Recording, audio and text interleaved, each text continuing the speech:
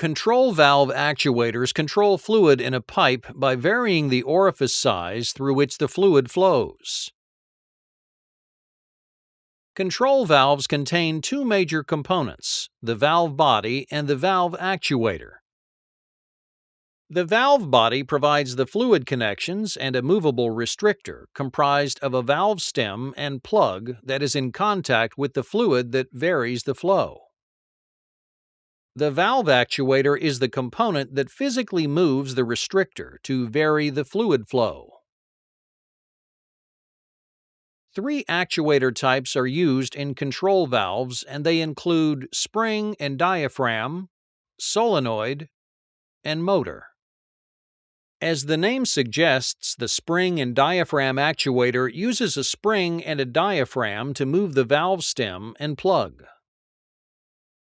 A 15 psi pneumatic signal enters the housing at the top of the actuator. As pressure is exerted on the diaphragm, a downward force is applied against the spring, which moves the restrictor. The diaphragm moves until it creates an equal but opposing force against the spring, at which time the motion stops as the plug meets the valve seat. With no air pressure, the restrictor is pushed upward by the spring to act as a normally open control valve.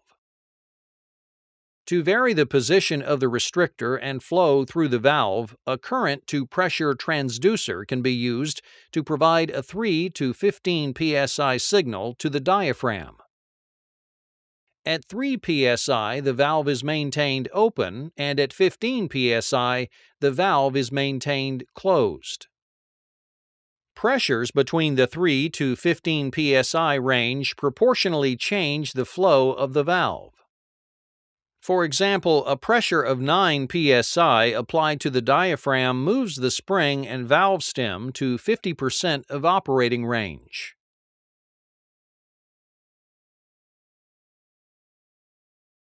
For on-off control of the valve, a solenoid is used to actuate the valve to a fully closed or fully open position.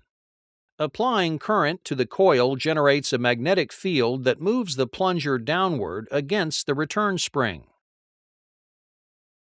With zero current applied to the coil, the spring pulls the plunger upwards to the fully open position for a normally open state control valve.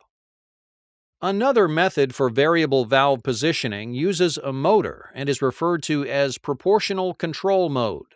Using a gear motor attached to the valve stem, a servo amplifier provides a DC control signal that moves the valve to the desired position. Feedback is achieved with a wiper arm attached to the valve stem that sends a signal back to the servo amplifier where the position is monitored. The servo amplifier drives the motor until the control signal is equal to the feedback signal.